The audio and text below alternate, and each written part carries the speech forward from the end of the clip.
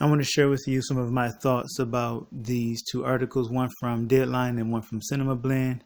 Both of them are about the Terminator, but I think that they're relevant to Alita because they give us an insight into how James Cameron thinks and how he operates, and we can take that and apply it to Alita's situation. So this first one from Deadline is titled "The Terminator: Dark Fate." James Cameron on rewired franchise, possible new trilogy. And I'm just going to skip down here where it says we spent several weeks. So it reads, we spent several weeks breaking story and figuring out what type of story we wanted to tell so we would have something to pitch Linda, said Cameron, who was married to the actress from 1997 to 1999. We rolled up our sleeves and started to break out the story, and when we got a handle on something, we looked at it as a 3-film arc.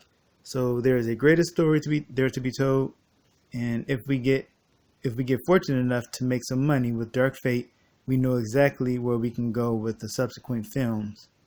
That, of course, I think applies to Alita because when you consider all the time that he spent on making Alita, first of all, a lot of the delay did have to do with technology, but most of it was just him not feeling like he had the story right. And it wasn't until his thing was if he felt like if he couldn't do the story right, then nobody was going to do it. He wasn't going to do it, and nobody else was going to do it. So it wasn't until Robert Rodriguez came along, he took the 600 pages of notes and all of that, or he took the script and the 600 pages of notes. I can't remember exactly what it was, and he condensed it and he got it down to something workable into a 2-hour film. And Cameron knew that Rodriguez was the guy, and that's what got Alita rolling. But he doesn't go into it without a plan. That's what I'm saying. Okay, now I'm going to continue reading here. I'm going to scroll down a little bit. Terminator: Dark Fate will be distributed by Paramount Pictures in North America and by 20th Century Fox in other territories. The R-rated sci-fi epic is produced by Cameron and Ellison Skydance. Cameron wrote the story treatment and took a hands-on producer role. Miller directed the film off a script by a writer's room that teamed with Josh Friedman, creator of TV's Terminator, The Sarah Connor Chronicles, with David S. Goyer, co-writer of the Dark Knight trilogy, Justin Rose, and Billy Ray. Scroll down a little bit more here. Cameron is quick to point out that Miller is the director of the film in every sense of the term. My belief is that, this is him speaking, is that if you get a director who's a grown-up and knows what to do, you turn them loose, Cameron said. My role as a producer was in pre-production, in prep, and shepherding the script, but it was Tim's film when it reached the floor. The same can be said for Robert Rodriguez. Cameron did say him and Landau both said that they took a step back and they said, this is your film. And of course, Robert Rodriguez was saying that he was doing his best to make a Cameron film. And maybe that's why Cameron has so much faith in him. But the thing is, when we consider the amount of films that Cameron has on his schedule, mostly Avatar, those 5 Avatar films, well, 4 because one is already made, we think, well, how is he going to do all these films? He doesn't have to. He can just focus on Avatar. And he has the people that he trusts work on other films for him. So we have Robert Rodriguez on Alita and Tim Miller on Terminator. And as you read here, or as you saw here, Cameron says that his role was mostly in pre-production and in prep and in shepherding the script. That's pretty much exactly what he did for Alita. And then he turned Robert Rodriguez loose and let him make the movie. Continuing reading here. In fact, Cameron, consumed by the sheer scope of the Avatar sequels and their world creation demands, never personally visited the Dark Fate set. From a distance, though, he took a strong active interest in the story elements of the project. With Cameron and the familiar stars back in the mix, there had been a surge in morale for the cast, crew, and creative team. But Cameron knew one aspect of the project that required more than bandwagon gusto. Now, Yeah. Okay. So what I wanted to mention here is that Robert Rodriguez, I think maybe it was Cameron who said it. One of those people said that during the filming, while the movie was actually being made, Cameron only visited the set one time. He was probably just busy working on Avatar. And of course, as you saw here, he didn't even visit the Terminator set at all. Continue reading here down at I focused on getting the script punched up. I focused on getting the script punched up, Cameron said. I didn't feel like we went into the shoot with the script exactly where it should have been. There was a lot of momentum on the project. There was a start date, there was a lot of energy, and a lot of go fever. But the script wasn't where it needed to be, so I quietly worked on it in the background and shipping out pages. Sometimes I was shipping out pages the day before they shot a scene. I'm not sure if that was 100% always helpful, but overall I kept the characters on track and sounding right and being where they needed to be.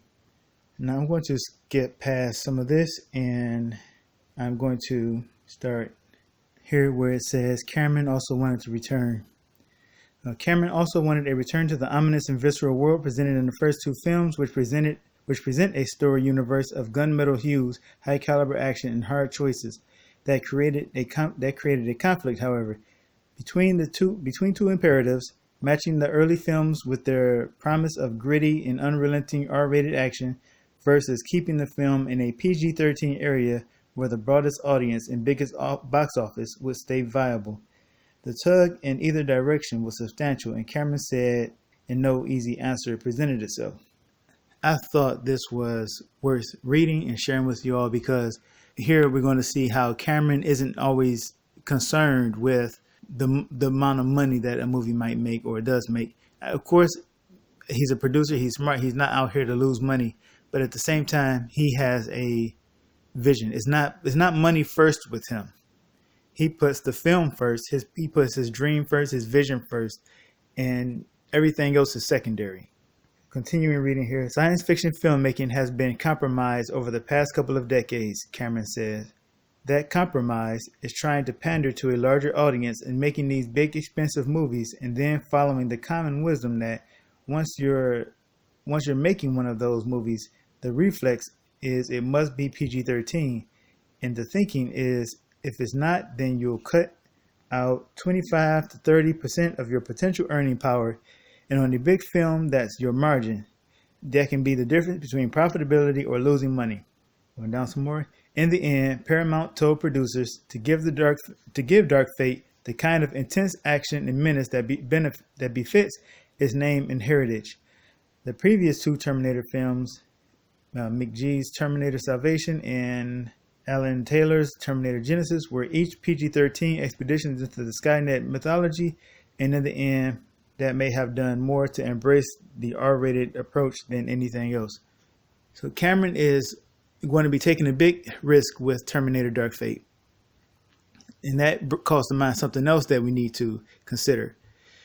Some people have the impression that Cameron that Alita, the fate of Alita, depends on Avatar's success or Terminator's success. But already Cameron is putting Terminator in a situation where it may not be a success at all. Can you picture this? He's making this movie R-rated. He's going to go there's an interesting kind of note down here. I'm going to see if I can find it. Here it says, the stakes of that kind of decision have been raised by the marketplace opportunity represented by China, which will accept intense PG-13 fare, such as the Fox film Spawn, but won't take any R-rated content, like, say, Fox's Logan. All right, Cameron is going into this knowing that he is going to be going up against the odds, but he's going to stick to his vision. He's going to stick to his dream. He's a filmmaker, right? He's not just trying to he's not a boardroom or whatever type of guy who's only concerned with the money. So if Alita's future depends on Terminator Dark Fate's success, then there's a chance that Alita is in fact doomed. But there's no indication that it is, that Alita's fate has anything to do with Terminator's success. Cameron is treating each of these properties that he has and isolating them essentially. Alita's success is for Alita, Terminator's success is for Terminator, and Avatar's success is for Avatar. As it said earlier in this article, here right up here, where it says, if we get fortunate enough to make some money with Dark Fate, we know exactly where we can go with the subsequent films. He's already speaking as if he doesn't even know if the movie's going to make money or not. He's saying if we're fortunate, if we're lucky enough. And he said that exact same thing about Alita. So his concern primarily is with making the movie that he wants. And then the money comes next. But then again, okay, so what's enough money for him? Right? So he says, if we get fortunate enough to make some money with Dark Fate, we know exactly where we can go with the subsequent films. How much money does he want to make? That's the question. How much money does a guy like Cameron, who puts his dream, his vision before the money, actually want to make before he decides to go ahead with the rest of the movies that he already has planned and laid out? So I'm going to jump over to the Cinema Blend article really quick just to read something briefly and we'll be done. It's titled, James Cameron says Terminator Dark Fate could start a trilogy. And it's written by Nick Evans. So we'll start where it says, while some might disagree. While some might disagree, I think Alita Battle Angel, another James Cameron project, worked in much the same way. Of course, like that franchise whose future is in doubt, I disagree with him, it's not in doubt, might be in question, but it's not in doubt. A Terminator Dark Fate trilogy will only happen if this first film is successful. As James Cameron noted, this film has to make money for those laid trilogy plans to play out. It's that simple. For Terminator, he just needs Terminator to be successful. His future plans for Terminator isn't relying on Alita's success, and Alita's success isn't relying on Terminator's success. But these two articles gives us a really good look into how James Cameron approaches things, how he works, and how he thinks.